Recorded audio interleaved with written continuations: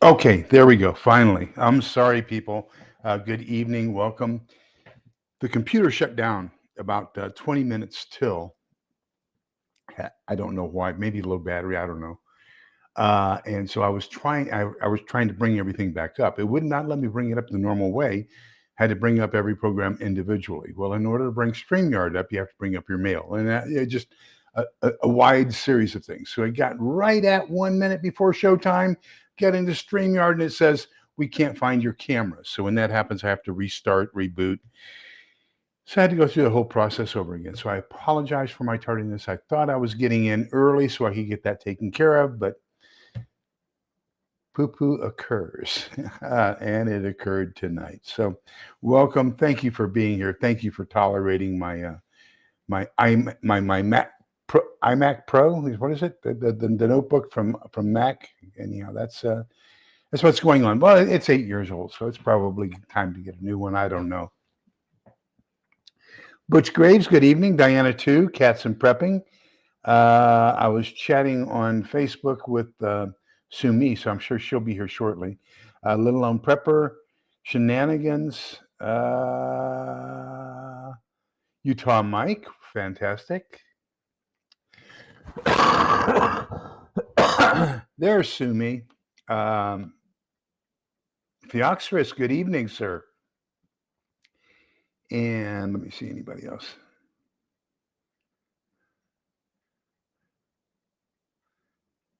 I am not going to be able to catch up too much on the chat, but it looks like everybody's having a good evening chatting. So welcome to everybody. Patty's Garden, that's a new one. Hello and welcome. So happy to have you here with us. It looks like we have 13 online right now. That is fantastic. We're continuing on with this book. The Ultimate Prepper's Pantry Survival Guide. We're working on Chapter 6. Chapter 6 is primarily around survival gardens, basically, if you will. The proper name of it is, and I've got all my books over here I want to show you as well. And I put them in the show notes so that if you want the same books that I have, then the links in Amazon are going to be on there. Remember that I do get a small commission if you do buy from that link. And but it doesn't raise the price or anything for you. It just gives me a little bit of money to donate to the poor. As a matter of fact, I'm on the commission, and we were going to have our first meeting today for housing the homeless here in Williamson County. And but gosh, yesterday was an extremely long day. I started off with my normal 7 o'clock men's breakfast, and then from there, what did I do from there? Oh, I drove up to Temple. And I went to my friends at Syntex Tactical and picked up some stuff you'll see in the Saturday Hall.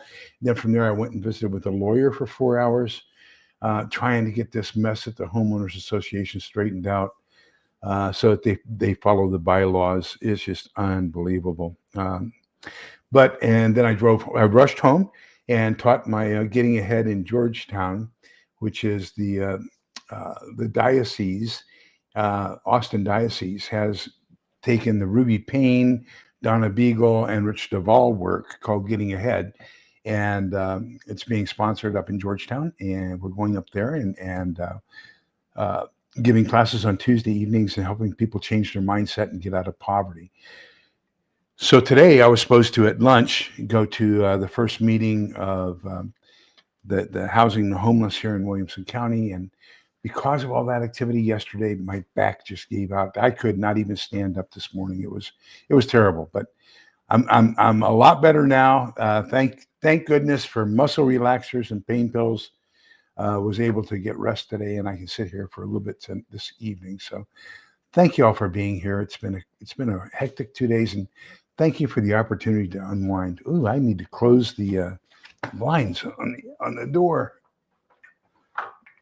And the dogs went to bed already, so shouldn't have too much hassle from them. Okay, garden cultivation for long-term sustainability, harvesting abundance, nurturing seeds, and preserving nature's bounty.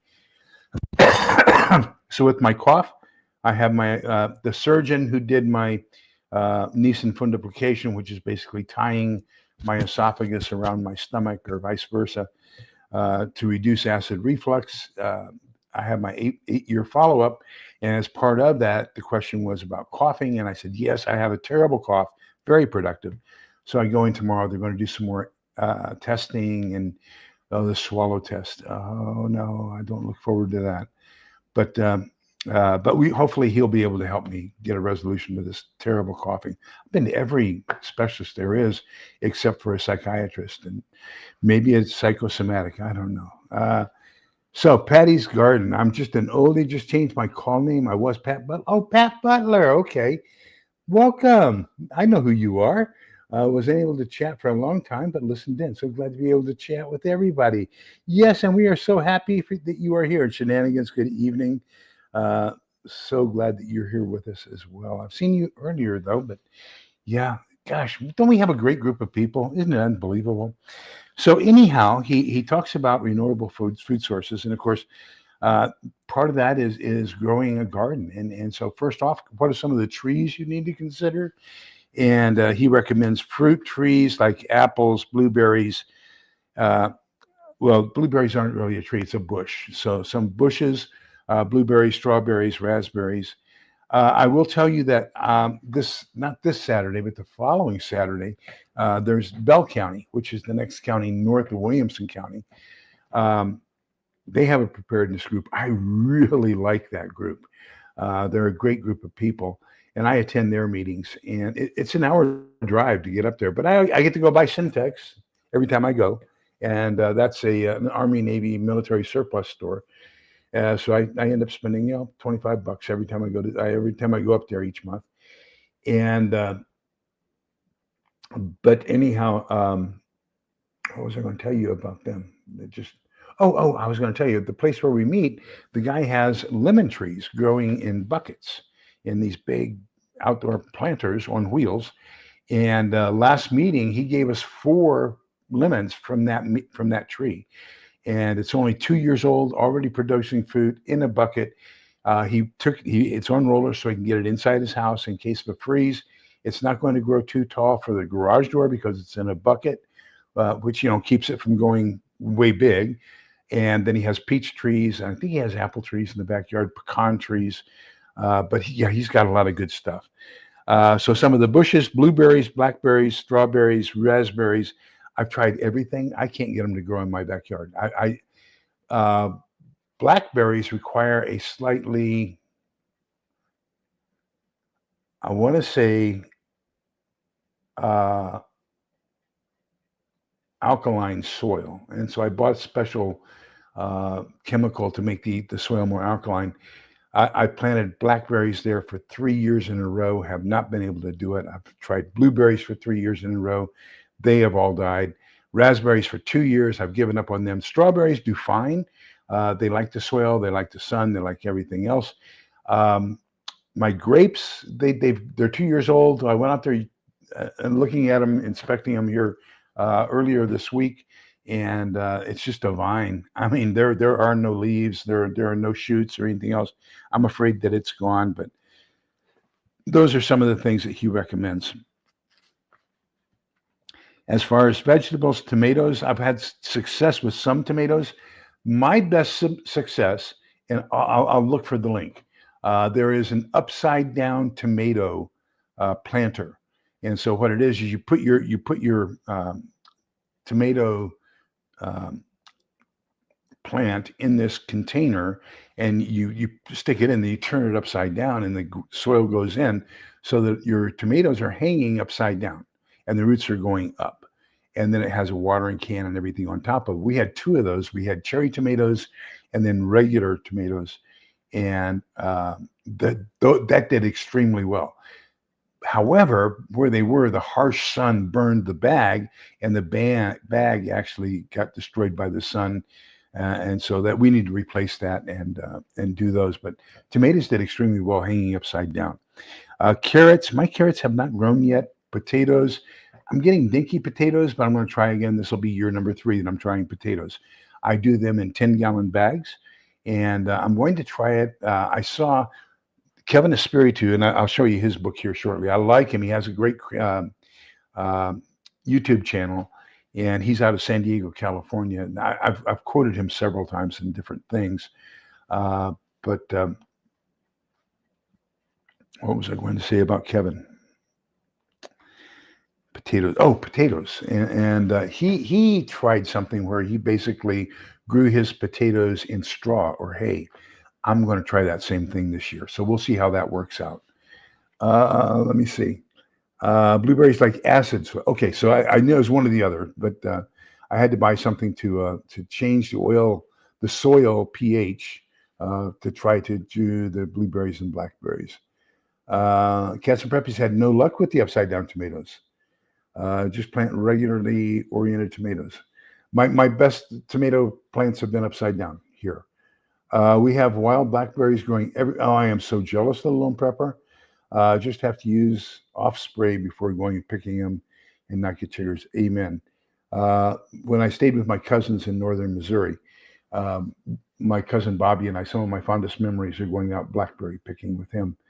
I think my problem with the blackberries is I have them against a north fence so that they're looking southward and they're catching the full Texas sun the entire day. I think blackberries especially prefer a little bit of shade. So this year I'm going to try moving those. I'm going to move my containers against the west fence so that they're not getting that really strong late afternoon evening sun. That they're only getting the sun in the morning and to midday, and then get a little bit of shade, a little bit of cooler for the rest of the day. And spinach, he recommends spinach. I tried lettuce. It's too hot here for lettuce, so I tried it in a wintertime, and I had a little bit better success. I have better success with cabbage, even though cabbage is supposed to be colder temperatures than lettuce. But the cabbage I keep in the shade. It's herbs. He recommends basil, oregano, thyme. I have not yet had any luck with garlic. I mean, garlic is supposed to be the easiest thing to grow on earth, and I have not had one grow yet. Sumi ought to come on this. I ought to invite her and have her come on and have her show pictures. She's doing some indoor artificial light gardening, and so she's got some fantastic stuff. Swiss chard. I think, didn't you say that your garlic shoots had started, and one or two others? I think it was thyme that you had that's already growing well indoors. But Sumi's having a lot of good stuff growing indoors. So the rookie mistakes gardening is neglecting your soil quality. Absolutely. You've got to do a pH test of your soil to know whether you can grow anything in it or you have to amend it. Overcrowding plants, ignoring pest management. I watched a video today and what the guy does for the proper spacing for his, I think it was green onions, was he used an egg carton. So he put seedlings inside each one of the parts of a cardboard egg carton and then buried that entire thing. And then that way, the egg carton, as it decomposes, becomes food for the green onions, and the green onions have the proper spacing. So I thought that was a really neat trick, a nice hack, if you will. Another one is ignoring pest management. Let me tell you, pests got my tomatoes this last year. Between pest and disease, everything I had tomato-wise was gone. Inconsistent watering, yes, get into a habit. Life becomes a habit.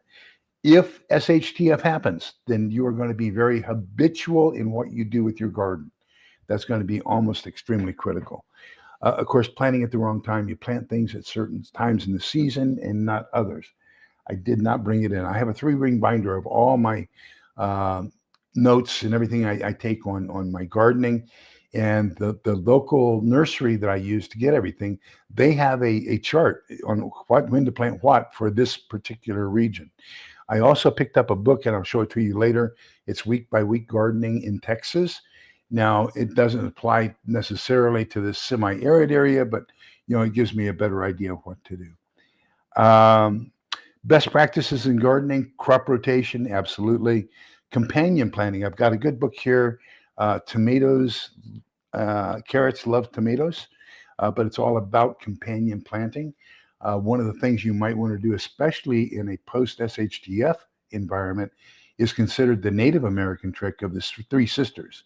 So what the three sisters are is they take a stalk of corn, they put corn seed in there, and then for ground cover, they have squash, and then they have pole beans that grow with the stalk of corn, so that the beans are using the corn stalk or pole as their pole to climb. So you've got all three things. Each one puts back into the soil one of the major chemicals that the other one needs to grow. So they are at their, each one's waste is food for another. Let's put it that way. So I would strongly recommend, if you're going to try it, I'm going to try it this year, but I'm going to try the Three Sisters, and that's squash, corn, and pole beans. So that's what he talks about with companion planting. Then mulching techniques, make sure you have effective mulch. You don't want the soil to get too dried out or too hot. Mulch protects it from that. Integrated organic processes and practices. I think you've seen my orange tower garden out back. I've never had anything artificial in it. It's all natural. But that also is a good worm, and it produces worm tea down in the little drawer down below. And I put that in old Coke bottles. So I have probably 3 or 4 gallons worth of worm tea in Coke bottles that I can use as a natural fertilizer for everything. My problem with the garden tower here in Central Texas, even though I have it partially shaded, is it gets too hot and it kills all of the worms. Cannot thrive over about 85 degrees. And when it's 114 outside, the soil gets to 114. I even tried putting an ice cube in each one of the different trays once a day to try to keep the temperature down for the soil. That did not work. My worms ended up getting fried.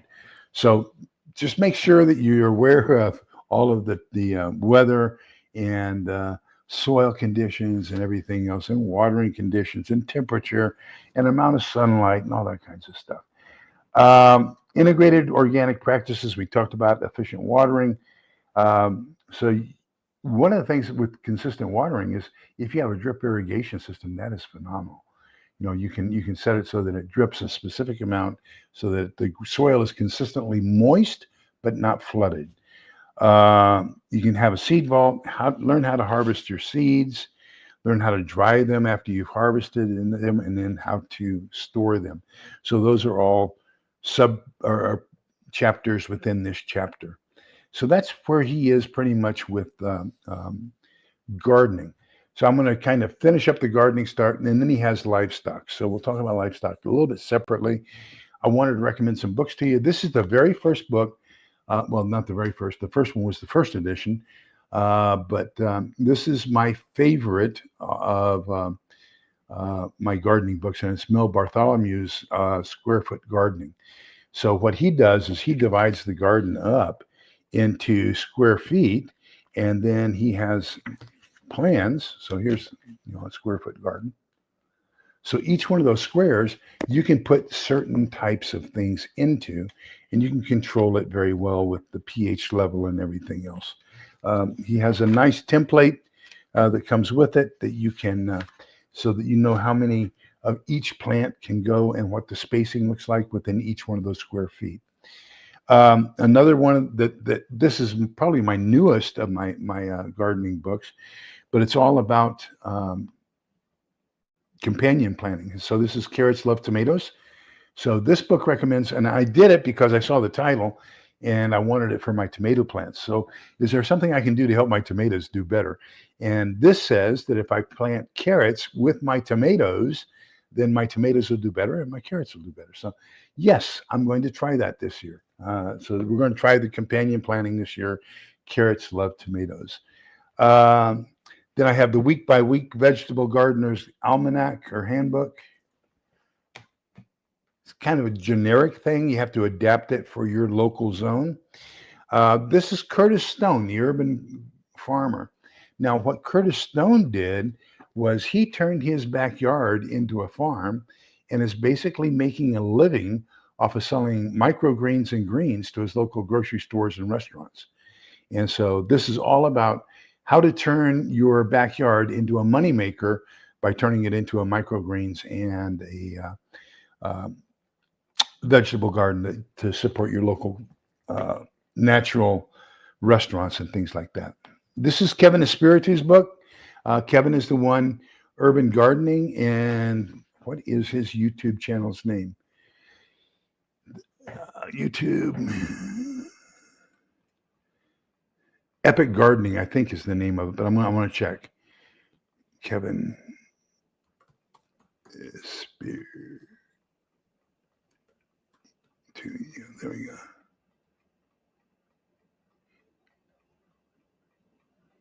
Yeah, his channel is Epic Gardening, and just a phenomenal.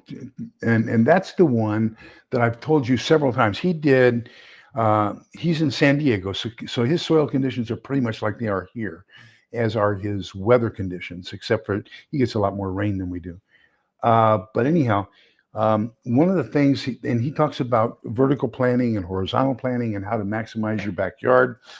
He's the guy who planted all wheat in his backyard one year, and as a result of that, was able to make 1.5 loaves of bread. So when you start thinking about how much wheat you're going to need to survive a year in a post-apocalyptic world, remember, one backyard produced 1.5 loaves of bread. So you're going to need 180 times that. Hello, Pete. Good evening. Welcome. So, Pete, would you go ahead and put your channel in there so people can join you? Pete, the roaming prepper, is out of Midland, Odessa area. Great friend. Three of us kind of banded together when we first started. Pete, the roaming prepper, and then we have another friend in Dallas, retired U.S. Army criminal investigation guy, and Texas redneck. And so the three of us we got started together. So Pete's a longtime old friend, and I strongly encourage you to support him. His main focus is on travel safety. He does an awful lot of traveling. He's a chemical engineer, works for the oil companies, and so he does an awful lot of traveling and consulting as far as the oil industry. This one, now there's one of these for each state of the union. And this is month by month gardening in Texas. Okay. I know that they have one for California. I know they have one for Pennsylvania, but you can go in there. I have all of these listed already in the show notes. So if you want any of these, then you can go ahead and pick one up for yourself. Of course, one of the best ones is Home Scale Permaculture by Gaia's Garden. So this is this is considered a Bible. Everybody that I know that is a great gardener recommends this book. So I'm not a good enough gardener to say any book is better than the other, except for the fact that I'm partial to Square Foot Gardener, Bartholomew, because that's the one I started with. And so, and of course, I like Kevin Espiritu because he has that Epic Gardening channel, and he makes things simple for me. He puts it where I can understand it. So that's what I like about him. I did have one thing. Let me see if this made it through. Here it is. Yeah, if you can, there's an email, the Urban Survival site, and I want to show you this. Just so happens it was in today's email. So present.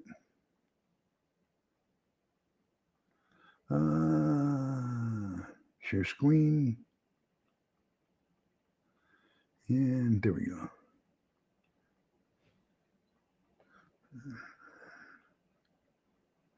Okay, so this is the 10 fastest growing foods, and this is from Urban Survival, and it's an email that I get every day.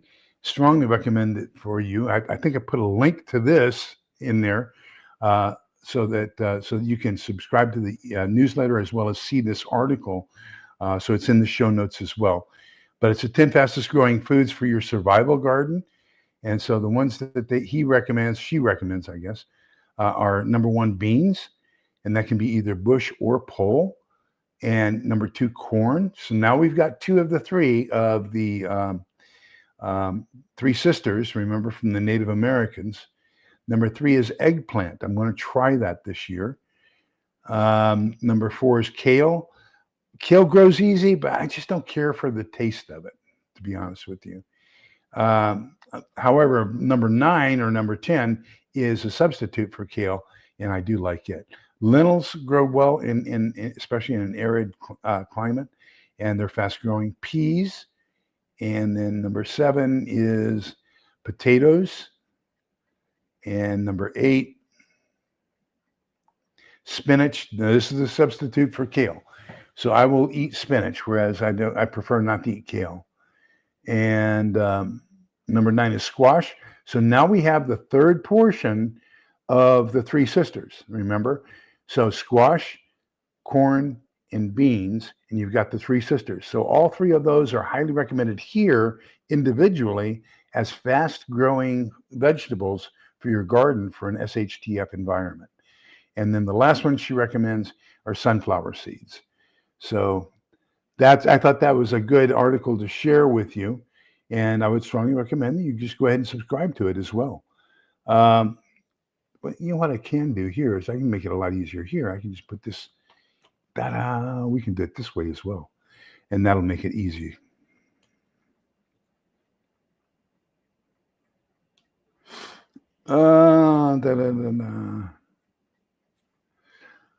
Okay, just put the rescued ceramic planter on the deck. Hardcover books are very good. No batteries needed. Absolutely, I agree. I have a whole library, and it takes up 2 rooms in the garage. You tell Mike, anytime you want to teach me how to garden, please feel free. That's one of the areas where I need a lot of help. Okay, so now let's go to the other portion. He's talking about maintaining livestock and hunting for your food. So he's talking about basically chickens for eggs. Animals like chickens, ducks, and geese process acute senses and can react to potential threats.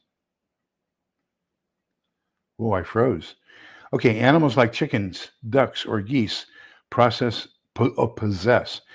acute senses and can react to potential threats. I have heard where ducks and geese were kept on farms to protect against raids, especially by some of the other hostile tribes and bands. Resource recycling, chickens and pigs, convert kitchen scraps and garden waste into meat and manure, chickens into eggs, which can be used to enrich your garden soil. Chicken poop is a fantastic fertilizer. Education and skill development, manure for gardening, compact space usage, so chicken coops, rabbit hatches, and quail enclosures basically don't take up that much space. And so it's a very space-efficient way of taking care of things. Gets into aquaponics and hydroponics. Now, understand the difference. Hydroponics, you're growing something in a water-only medium. So I have some green onion hydroponic systems that you add. It has a little thing off to the side showing how much water is in the tray, and then the green onions go down into the tray. Their roots go into a kind of a styrofoam type of a mesh, and then down into the water from there. So all you're using is the water, and you have to add fertilizer to the water, but basically that's all you're doing. You're just using water to grow whatever it is that you're growing. So that's hydroponics. Now then there's another one called aquaponics. Now aquaponics is a lot more involved, and quite often what you'll see one bed above, and that's you're growing your vegetables, okay? And the vegetables then go down like an aquaponics system. The roots go down into the water medium, but that water medium is being circulated into a fish tank so that the drippings from the minerals and everything else from your plants are basically fertilizing the water. That water is going down as a nutrient for the fish. The fish are pooping in the water, and that gets mixed in with the water. Then that water is brought back up and used as a fertilizer for your plants. Now, I've seen that done with tilapia so that they can eat the tilapia and other fish. And then you've also got the vegetables up top. So basically what you're doing is you're cultivating fish and you're cultivating a vegetable garden simultaneously. That's aquaponics. Okay. Let me catch up with that. Let me see here. I made 2 6x8 raised beds and divided into 2 square foot planting sections with the chicken wire. That's kind of sounds like square foot gardening by Bartholomew.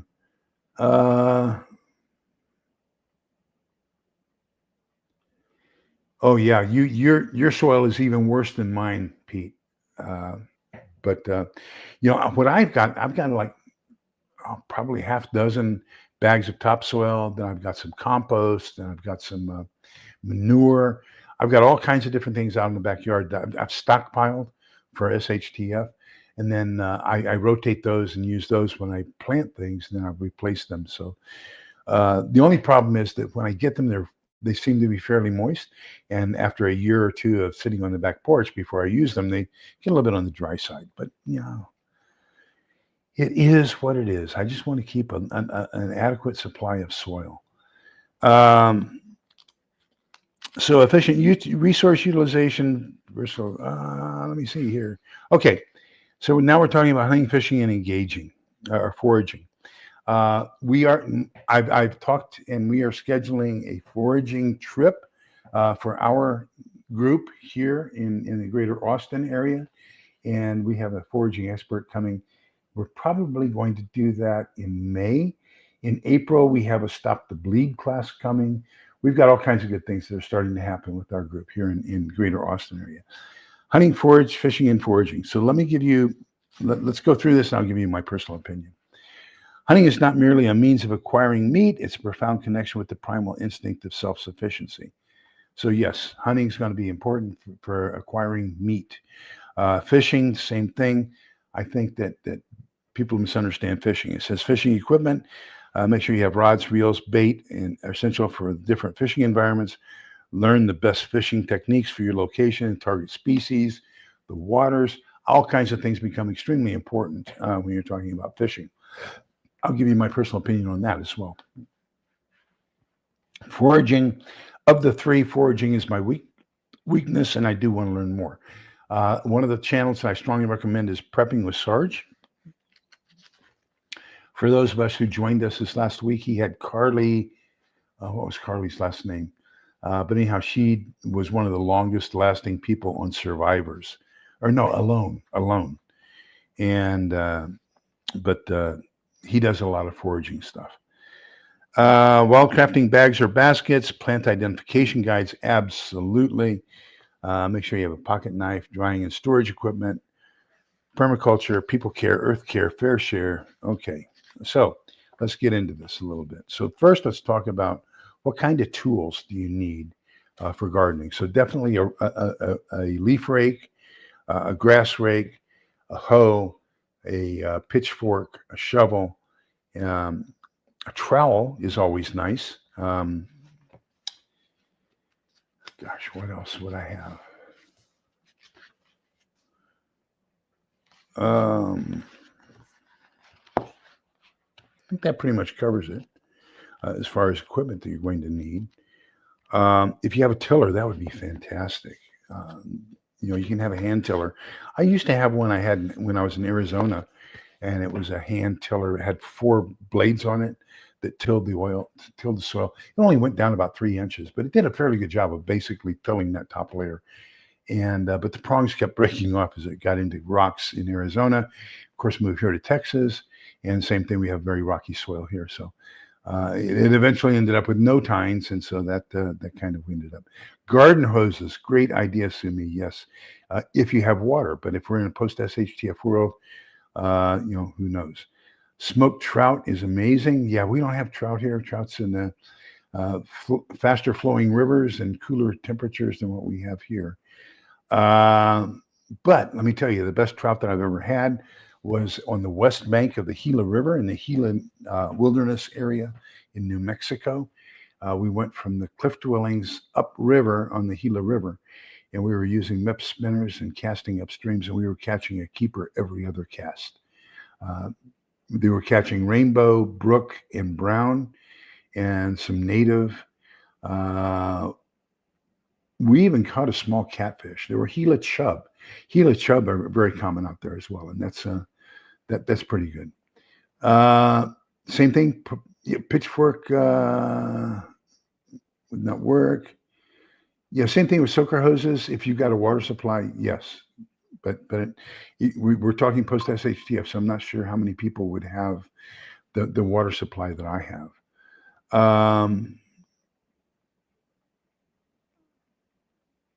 Peat moss is a great retainer, absolutely, as is, straw or anything else you're going to use for a mulch. When we talk about hunting and fishing, okay, let's talk about hunting first. Most people don't realize, people think they're going to hunt for their food after it happens, and most people don't know how to field dress. Most people don't know how to butcher. You won't know how to store the meat, process the meat, and store it. So, I would say now is the time to learn how to hunt, how to field dress, how to process, and how to store. That's going to be very, very important to you. The second thing is, I don't think you have enough ammunition to do the hunting that you think you're going to be doing. So quail come through here for about 2 weeks, twice a year. Migratory bird, going north and south. Pheasant. So, if you're a 100% perfect shot, okay, then you can kill one pheasant with every pull of the trigger. It takes about 3 pheasants to feed somebody. So if you've got a family of 4, that means you got to get 12 pheasants for one day's food. Okay. Now this is only going to last you for 2 weeks, and then you're going to have to wait, and then 6 months later you got the other 2 weeks. But that's very realistic. So let's take just the 4 weeks. Okay. So 4 times 7 is 28. 28 times 16, because we get 4 quail per person, 4 people in the household, right?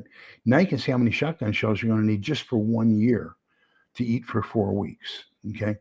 So you're going to need to either reload equipment with all kinds of reload capabilities or pre-made shells, and you're going to have a load of them. Now, most people are loading up primarily on personal defense type ammunition, which is, okay. It's not what I would recommend for deer hunting. It's not what I would recommend for wild boar or pig hunting, but yeah, you can do it. But you might want to consider learning how to hunt deer, elk, any other wild and medium-sized wild animals in your area. Boar, you don't even need a license to hunt boar here in Texas. They want to get rid of them. I was talking, the lawyer and I were talking yesterday, and we both put ourselves through our freshman year of college doing the same thing, although he got more money than I did. The dairy farmers don't like having all the coyotes around their cows. And so I got 50 cents for a pair of ears when we had a coyote kill, and he got $2 a pair of ears. So, but and so you're going to primarily be looking at trapping things. I'm going to say trapping and snaring. So you don't have to attend a trap. Remember, while you're out hunting, there are other chores that need to be done. Water collection, taking care of the garden. Chopping wood for the fire, all those different things. Those are all chores that have to be done. So while you're out hunting, those chores are not being done.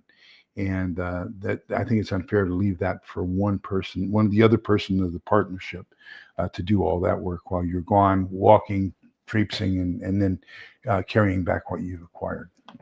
So I think a far more efficient way of doing that is trapping and snaring. Now, when it comes to fishing, most people don't know the difference between a Colorado rig and a Texas rig, and don't know where to put the sinker, where to put the weight, don't know when is the proper time to use a worm versus a spinner versus a spoon. Most people don't know the different types of reels, for example, or how to use the different types of rods. Um, for example, I think I've shown you on an earlier video, I have the original Zebco closed face spinning reel. That's what I learned on, that I have an affection towards that. Then from there, I went to the spinning reel. So the spinning reel is kind of hard to get used to because it's backhanded. At the Zebco, everything's in your right hand. You push down on the button, and that opens the face, but it holds it in place. You cast. When you cast, you let go with your thumb. The bait goes out, and then boom, you're good to go. Then you transfer it over to your left hand, and you start reeling. You're going to use your right hand to reel and your left hand to hold the rod. So that's typical, very typical, what you're going to learn with. Now, on the other hand, when you have a spinning reel, what happens is you're going to do your cast with your right hand, okay? And then you're going to hold your rod with your right hand, and you're going to reel with your left hand. So it's just a total opposite. Now, the other thing is with the spin cast, it's on top of the rod, and with the spinning reel, it's under the rod. So you have to get used to that. So, how the channels for the wire for your line go as well. Then the third one, the most common for heavy duty fishing, is the bait cast. And the bait cast is the one where it's totally open, and it's nothing more than a coil of line. And so what you're going to do is you're going to put your thumb on it to hold it so that it doesn't unwind. Bring it back, draw it back with your right hand, and cast. When you cast, you let go with your thumb. Now, before it hits the water, you've got to stop that drum from rolling, from spinning. So you push down with your thumb to stop the plug or whatever you're using for bait. And that way, because if not, when it hits the water, then all of a sudden you've got the centrifugal force of the reel is still turning, but your line isn't going anywhere. So it creates what's called a bird's nest. And you get all this line just kind of messed up right there with it. So you have to learn with a bait caster, your thumb is king. You got to control your line. You got to control the spin. You've got to stop it, stop the spinning before you hit the water, all kinds of things. But all three of those are very inefficient, okay? Very inefficient. What I would recommend is you set up a trot line, or you can cast net, but you're going to get more of your fish for time and investment, and then standing on the shore, casting with any kind of rod and reel. So that's just my personal opinion. I've seen, I have a friend who's a professional bass fisherman, and he will spend all day, 18 hours out on the lake on a very expensive boat with very expensive equipment. As a matter of fact, he sold me 4 of his bait cast reels, but very expensive equipment. And he will barely catch 20 pounds worth of bass in 18 hours. So, that's just, if you salt it and you preserve it and everything else, that may last you a couple meals. But, think of all the time you've got to spend out there as a target out in the open water doing it. Now, we'll be doing it from the shore, so it won't be that effective at all. Well, it'll be effective. It won't be efficient. Okay.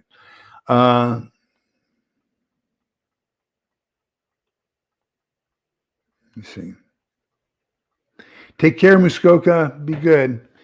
Utah Mike, I found an almost new fork at an abandoned homeless shelter a few weeks ago while walking on the railroad tracks.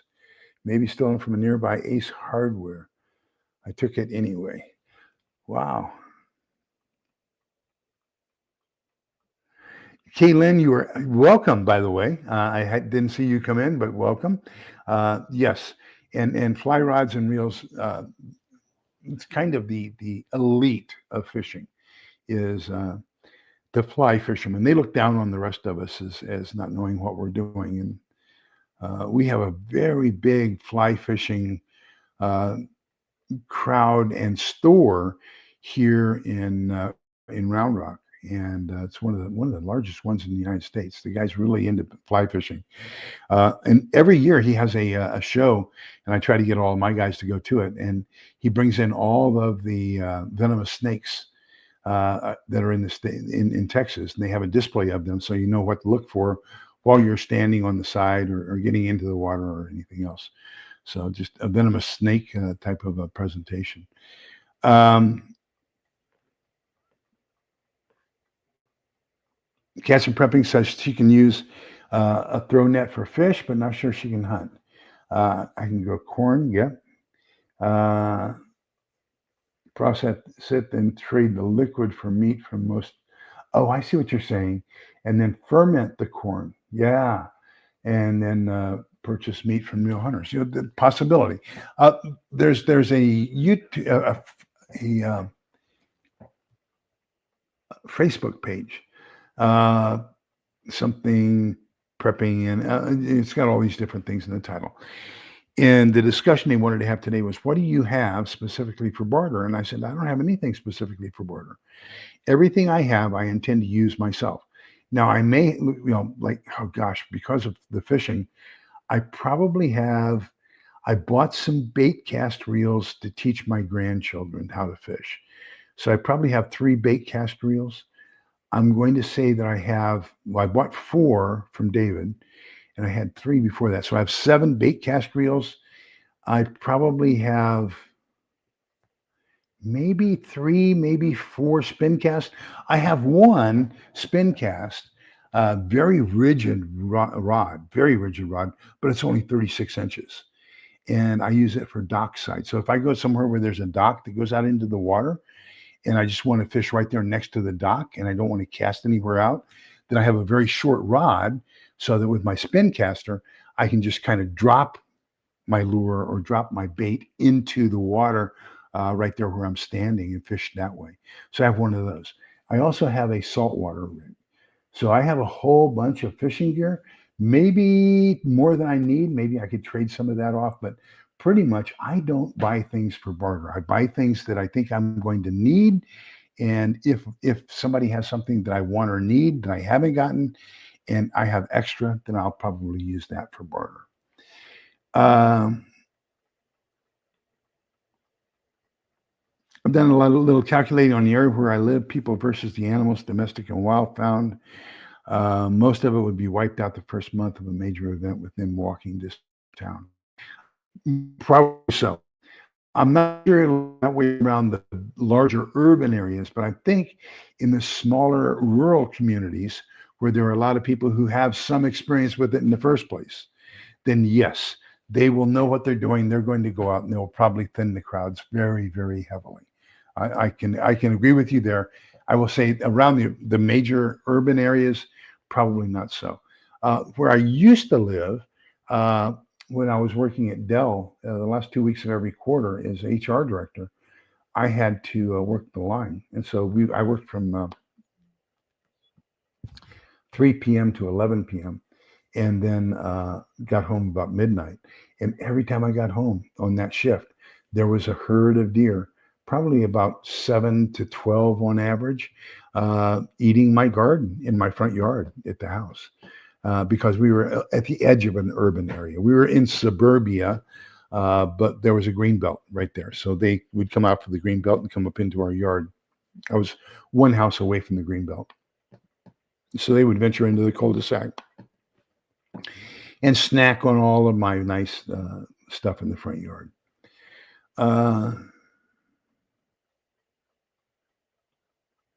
Very true, Phaeoxerus. And I'm going to say the same thing about the quality of the wood in the handles. I have found that the quality of the wood in the handles, they split and dry out very, very quickly. You got to make sure you take good care of those and keep them well oiled. Hi, Tammy. Good to see you. Thank you for coming back for the replay. The best man at my wedding was from Maine, Gardner, Maine, but he pronounces it Gardner. And but anyhow, he invited me up to go ice fishing. And from what I understand, now this is from watching Hudson Valley Prepping too. From what I understand, you really don't go. Most people don't even put a hook on their line when they go ice fishing.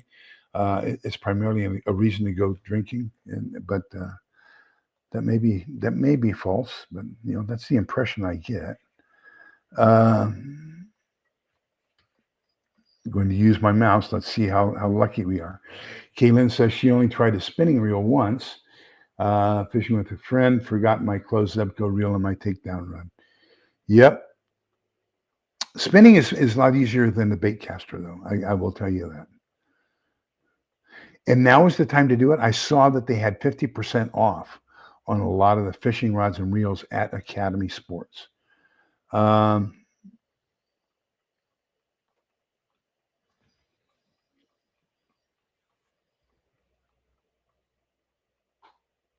Little Lone Prepper, great ideas.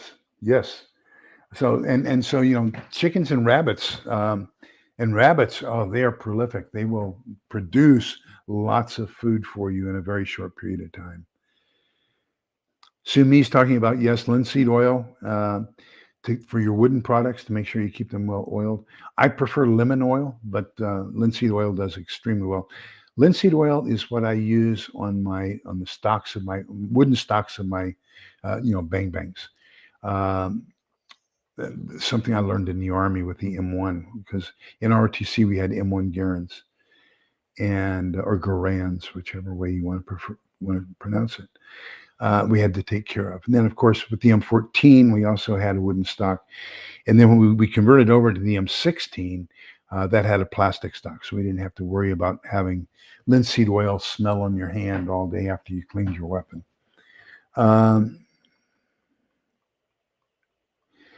At or in your backyard, fantastic advice, Phaeoxerus. Yes, get especially if you're going to use bait casting, make sure you get a practice plug so you learn how to throw that line out there and use your thumb as a choke for the speed of that reel as it goes out.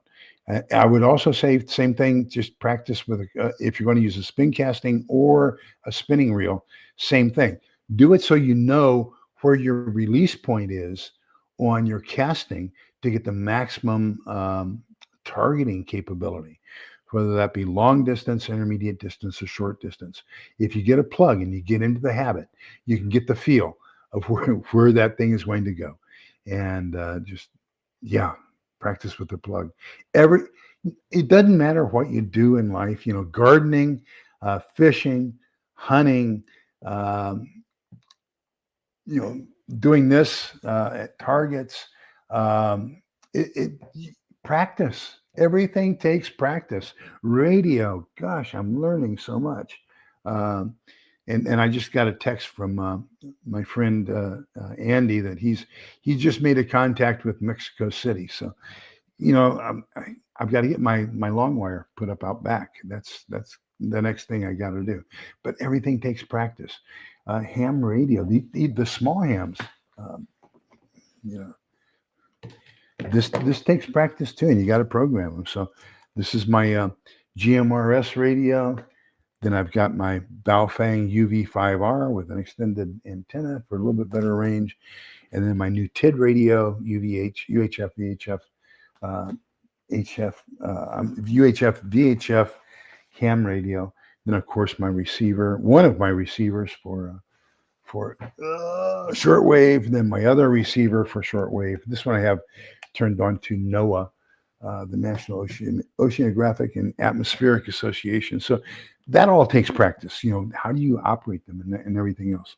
So yeah, everything takes practice. Let me see. And you've got that 100% spot on there, Cats and Prepping. Practice takes time. And commitment, I'm going to say. You have to be committed to go out and do the practice. So we decided to do a little... We decided to do a little bit of go through our pantry, find an oldest can of something, and that's what we basically had for dinner tonight so that we could cycle our stuff. I chose a can from 2018 of Campbell's Chili Mac, and it comes out not like the Chili Mac. Remember, we're dealing with Campbell's, okay? So it's going to be a soup. So think of it as a Chili Mac soup. So it doesn't have as much noodles as a normal chili mac. The taste is great. I love it. It is a little bit more soupy, so you probably want to have some crackers or something with it as well. If you were to take some extra noodles and cook those and throw them in, that would be phenomenal. The chili taste is great. The chili tastes like Wendy's chili. Honest to goodness. I mean, it tastes like Wendy's chili when I eat it, and with crackers, saltine crackers. I felt like I was at Wendy's eating a bowl of chili with crackers. So sometimes when I go to Wendy's, what I'll get is a bowl of chili. I'll get some French fries and then dip the French fries in the chili and a chocolate frosty, and I'm a happy camper. That's a good meal for me. But now I have to worry about the quality of the food that I'm eating, so I have to be a little bit more cautious on that. Okay, so that's pretty much where we are. Let me see what we have next week. I think next week is going to be self-defense. So let me check here. Chapter 7, Guarding Your Goods, Strategies for Securing and Concealing Your 90-Day Stockpile. So that's where we'll be next Saturday. I apologize for having gotten my pantry haul out late Sunday. I was waiting for my order from Amazon, my standing subscribe and save. It did not get here until late Sunday. And then, of all things, because I was totally messed up, I forgot to make it public. I kept it private until Monday. So things just kind of snowballed badly. I've got a delivery I'm expecting tonight of a chair, because I'm going to start doing, let me see, where's that book? Oh, here it is. I'm going to start doing chair exercises for seniors, and I needed a rigid chair to do that. My goal for this year, it's not a New Year's resolution, it's a goal. My goal is to get down to 175. So right now I'm at 198. If I can get down to 175, I'd be happy. I'm 6'1", so I think that would be a good target for me. Maybe get down to where originally I went up to 34-inch waist in my pants, so I could conceal carry, and that would allow for the size inside my waistband. Now I can't conceal carry anymore, not with 34-inch trousers. So I gotta get back down to where I can do that. So that's just one of those things. Let me see. Good. That's a great one. So, and that's a question I've had. Maybe we can have a discussion about that sometime. Is when do you start your sourdough starter? If you don't use it, that's another one of those things. If you start it, that's perpetual, but you have to use it on a regular basis, or you're going to kill it. That's a great discussion. Sue, we've got to get you on here and just talk to you about a lot of stuff that you do as well. Same thing with Kaylin. I think Kaylin's got a lot of great experience. Okay, so that's where we are. I'm going to shut this down. Sorry I was late this evening. Remember, the book of Numbers, chapter 6, verses 24, 25, 26. The Lord bless you and keep you. The Lord let his face shine upon you and be gracious to you. The Lord look upon you kindly and grant you peace. So remember, please, we're all in this together. The only way we can get out of this is by being together. So please be kind, polite, and respectful to each other. Thank you so much. Once again, I really appreciate how well you all get along and help each other and show concern for each other, advise each other, share in the chat. And that's what makes this channel what it is the fact that y'all are just phenomenal subscribers, and I greatly appreciate you, and hope to meet each and every one of you face to face. Take care, everybody. Have a great evening. Bye-bye.